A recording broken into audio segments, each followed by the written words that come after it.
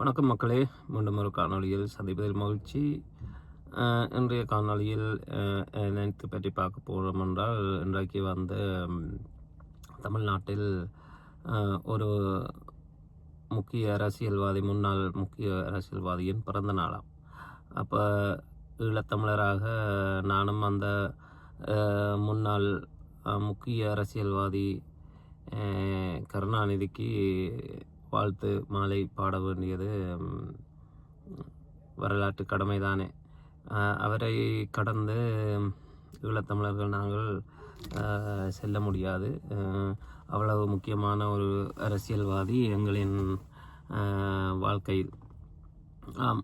கலைஞர் கருணாநிதி என்று தமிழ்நாட்டில் அனைவராலும் அன்பாக அழைக்கப்படும் முத்துவேல் கருணாநிதி அவர்களின் பிறந்த நாள் தான் என்று அதை அவரின் கட்சியினர் வெகு விமர்சையாக அங்கு கொண்டாடி கொண்டு வருகின்றனர். சுயமரியாதைக்கு கட்சி கண்ட கழகம், பகுத்தறிவு என்று பேசும் கழகம், அந்த கழகத்தினரே இன்று கருணாநிதியின் சமாதியில் போய் படையல் வைப்பதும் பஜனைகள் பாடுவதும் அவர் பார்க்கட்டும் என்று முரசொலியை கொண்டே வைப்பதும் தான் இன்றளவும் அவர்களின் பகுத்தறிவு. இதைத்தான் அவர் போதித்துவிட்டு சென்றிருக்கிறார். அவரின் வாழ்நாள் சாதனை என்று சொல்ல வேண்டும். சரி, இந்த கருணாநிதி ஏன் நாங்கள் இவருக்கு வாழ்த்துப்பா பாட வேண்டும், ஈழத்தமிழர் ஏன் இவருக்கு வாழ்த்துப்பா பாட வேண்டும் என்ற உலகத் தமிழர்களுக்கு சொல்லி தெரிய தேவையில்லை. ஏனென்றால் அவர் எங்களுக்கு செஞ்சது அவ்வளவு. ஆரம்பத்தில் கருணாநிதி ஒரு தமிழ் பற்றாளர், ஈழத்தை நேசிக்கும் ஒரு முக்கிய அரசியல்வாதி என்ற நோக்கில்தான் ஈழத்தமிழர் எங்களால் பார்க்கப்பட்டது. ஈழத்தில் நாங்கள் இருக்கும் பொழுது மிகவும் நேசிக்கப்பட்ட ஒரு தமிழ்நாட்டு அரசியல் கட்சி தலைவர் என்றால் அது கருணாநிதியாக இருந்தது. ஜெயலலிதா மீது கூட எங்களுக்கு அவ்வளவு அபிப்பிராயம் இருக்கவில்லை. அவர் ஒரு தமிழ் மக்களுடன் ஒட்டாத ஒரு அரசியல்வாதி போலவே இருந்தார். ஆனால் கருணாநிதி தமிழர்களுக்கு நான் தான் என்பது போல், தமிழுக்கு நான் தான் என்பது போல் பாபகம் காட்டி கடைசியில் எங்களை முடித்து வைத்தது கருணாநிதி என்ற சிறப்பு வரலாற்றை பெற்று இன்று மண்ணுக்குள் உறங்கிக் கொண்டு இருக்கும் அந்த கருணாநிதிக்கு நாங்களும் ஒரு பிறந்த நாள் வாழ்த்தை சொல்லிவிடுவோம். என்ன செய்வது? சுதந்திர இந்தியாவில் பல கட்சிகள் தமிழ்நாட்டில் முதலில் ஆட்சிக்கு வந்தன, பல முதலமைச்சர்கள் ஆட்சிக்கு வந்தனர். ஆனால் கருணாநிதி ஆட்சிக்கு வந்த பின்புதான் தமிழ் மக்களுக்கு ஊழல் என்ற சொல் அறிமுகப்படுத்தப்பட்டது. அந்த பெருமையும் அவரைத்தான் சாரும். எப்படி விஞ்ஞான முறையில் ஊழல் செய்வது, எப்படி பிடிபடாமல் ஊழல் செய்வது, எதில் ஊழல் செய்தால் பிடிபட முடியாது என்பதை நுணுக்கமாக ஆராய்ந்து அந்த வகையில் ஊழல் செய்யக்கூடிய மிக பெரும் ஊழல் அரசியல்வாதியாக இருந்தார்.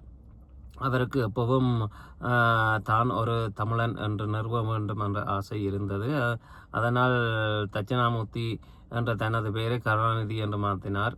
ஆனால் கருணாநிதியும் தமிழில்லை என்பது பின்னால்தான் அவருக்கு தெரிந்திருக்கும் போலும். அவர் தன்னை ஒரு தமிழ் அறிஞராக காட்ட முற்பட்டார். ஆனால் அவருக்கு அவ்வளவு திறமை இருக்குமான்று எனக்கு தெரியவில்லை. நான் ஆராய்ந்த வரைக்கும் அவருக்கு பின்னிருந்த தமிழ் அறிஞர்கள் சொல்வதை எழுதி கொடுப்பதை தான் அவர் தனது பெயரில் வெளியிட்டதாக ஒரு தகவல் உண்டு. அடிக்கடி சாட்டை துரைமுருகன் சொல்வது போல் அவர் அந்த மாதிரி கதைகள் எழுதத்தான் தகுந்த ஒரு கதாசிரியர். அந்த மாதிரி கதைகள் என்றால் உங்களுக்கு புரிய வேண்டும். அப்படியான கதைகள் தான் அவர் ஆரம்பத்தில் எழுதினார், காசு பார்ப்பதற்காக. பின்னர் திரைப்படங்களுக்கு வசனம் எழுதினார். அதுவும் இவர்தான் எழுதினாரா என்பது அவர்தான் சொல்லணும். ஏனென்றால் அவ்வளவு தில்லாலங்கடி வேலை செய்யக்கூடிய ஒரு அரசியல்வாதி தான் இந்த கருணாநிதி. எங்களுக்கு அவரில் முதலில் ஒரு பாசம் இருந்தது தான், ஒரு சாஃப்ட் கோர்னர் இருந்தது தான். நான் எல்லாம் ஈழத்திலிருந்து சென்னையில் வந்திருந்து படிக்கும் பொழுது முதலில் எங்களுக்குள் இந்த அரசியல் சண்டை வரும். நான் அப்போ திமுக பக்கம்தான் நின்று சண்டை பிடித்திருக்கிறேன். எப்போவுமே 2 தானே அங்கே, ஒன்று ஏடிஎம்கே, ஒன்று டிஎம்கே. ஆனால் எனக்கு இயல்பாகவே இந்த டிஎம்கே பக்கம் ஒரு சார்பு நிலை வந்தது, நான் ஈழத்திலிருந்து வந்தவன் என்றபடியால்.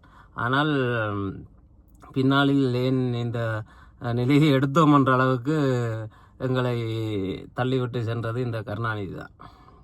ஈழத்தமிழர் ஒட்டுமொத்தமாக அவருக்கும் ஒரு அரசியல்வாதியாக மாறி இன்று தான் இருக்கும் பொழுது ஆட்சியில் இல்லாமல் இறந்தது. அவரை அந்த மெரினா பீச்சில் புதைப்பதற்கு அவர் மகன்பட்ட பாடுகள், அதன் பின் இன்று அவர் கட்சி விஜயிடம் தோத்து ஒரு மூலையில் உட்கார வைத்திருப்பது எல்லாம் அவர் செய்த செயல்களின் பலாபலன் என்றுதான் நான் எண்ணுகின்றேன். விஜய் அரசியலை எங்களுக்கு பிடிக்கவில்லை என்றாலும் இந்த வகையில் அவரை கொண்டு திமுகவை ஒரு கூப்பில் அமர்த்தியதுக்கு விஜய்க்கு நன்றி சொல்லத்தான் வேணும்.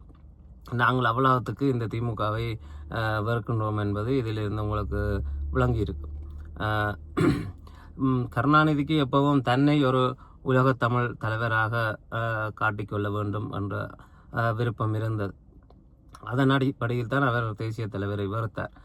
தேசிய தலைவர் எம்ஜிஆர் பக்கம் தான் அவர் சாய்ந்திருக்கின்றார் என்பது அவருக்கு ஒரு நெருடலாக இருந்தாலும், ஆனால் அவர் தலைவர் ஒரு பெரும் தலைவராக தமிழர் மத்தியில் வருவதை எப்பவும் விரும்பவில்லை. சரியான நேரம் பார்த்து காலம் கைகூடி வர தனது குள்ளநெறி வேலையை 2009 காட்டி ஒட்டுமொத்தமாக அழித்தொழிக்க காரணமாக இருந்தார். தலைவரின் கடைசி பிள்ளையை கூட காப்பாற்றுவதற்கான சந்தர்ப்பம் இவருக்கு கிடைத்தது. அப்படி இருக்கவும் அவர் கண்ணை மூடி மௌனியாகத்தான் இருந்தார். அனைத்தையும் செய்து ஆரம்பித்து விட்டீங்கள், இனி என்ன செய்வது, அனைத்தையும் முடித்து விடுங்கள் என்ற ரீதியில் தான் அவர் அமைதியாக இருந்தார். அவரின் அந்த உண்ணாவிரத நாடகத்தை இன்று வரை நாங்கள் மறக்க முடியாது.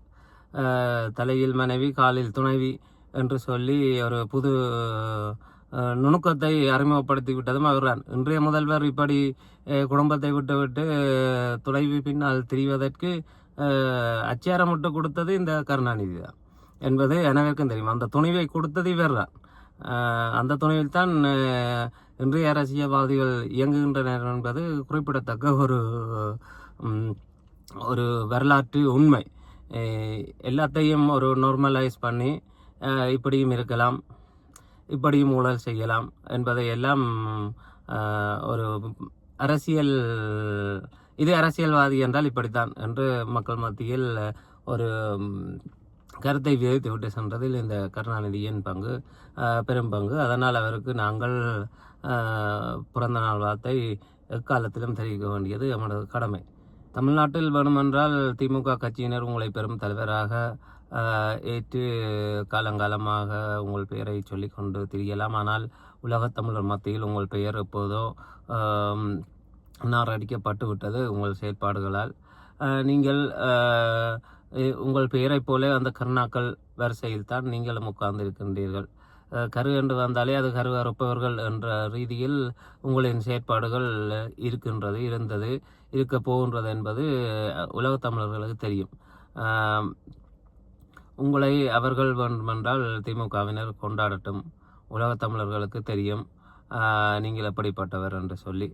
நவீன தமிழ்நாட்டின் தந்தை என்று உங்களை திமுகவினர் கொண்டாடுகின்றனர். எண்ணத்தை வைத்து அதை அப்படி செய்கின்றனர் என்று தெரியவில்லை. பாலங்களை கட்டியதாகவும், பாலங்களை கட்டியது, தெருக்களை போட்டது, ஐடி பார்க்களை கட்டியது எல்லாம் நீங்கள் கமிஷன் வாங்குவதற்காக ஆரம்பிக்கப்பட்ட திட்டங்கள் மக்கள் நோக்கில் செய்யப்பட்டதா என்பது இன்று வரை கேள்விக்குறிதான். திமுகவினருக்கு வேணுமென்றால் அது மக்கள் நல திட்டமாக இருக்கலாம். ஆனால் வழியிலிருந்து பார்ப்பவர்களுக்கு தெரியும் நீங்கள் அதில் எவ்வாறு ஊழல் செய்யலாம், எவ்வாறு கமிஷன் அடிக்கலாம் என்பதற்காக மத்திய அரசிடம் உதவிகளை வேண்டி செய்யப்பட்ட திட்டங்கள் என்பது எல்லாருக்கும் தெரியும். ஆனால் அந்த திட்டங்களிலும் மத்திய அரசின் பங்கு பெரும்பாலும் இருக்கின்றது. இந்த பாலங்களை கட்டியதில் அவர்களின் ஒத்துழைப்பு இல்லாமல் இவராக தனது ஃபண்டில் செய்திருக்க முடியாது என்பது திமுகவினர் ஒத்துக்கொள்ள மாட்டேனர். ஆனால் அதுதான் உண்மை. இது எவ்வாறு இருப்பினும் கலைஞர் கருணாநிதிக்கு ஈழத்தமிழன் ஆகிய எனக்கு என்னால் பிறந்தநாள் வாழ்த்து சொல்லுகின்றேன். இந்த பிறந்த நாள் வேளையில் நான் கேட்டுக்கொள்வதெல்லாம் உங்களைப் போல் இன்னொரு கருணாநிதி வந்துவிடக்கூடாது என்று இயற்கையை வேண்டுகின்றேன். அவ்வளோதான் சொல்ல முடியும். மற்றும்படி நீங்கள் அந்த இடத்திலேயே உறங்குங்கள், மீண்டும் எழுந்து வந்து விடாதீர்கள், அது உலகத் தமிழர்களுக்கு பாதகமான செயலாகிவிடும் என்று சொல்லிக்கொண்டு இந்த காணொலியை முடிக்கின்றேன். மீண்டும் ஒரு காணொளியில் சந்திக்கும் வரை நன்றி, வணக்கம் மக்களே.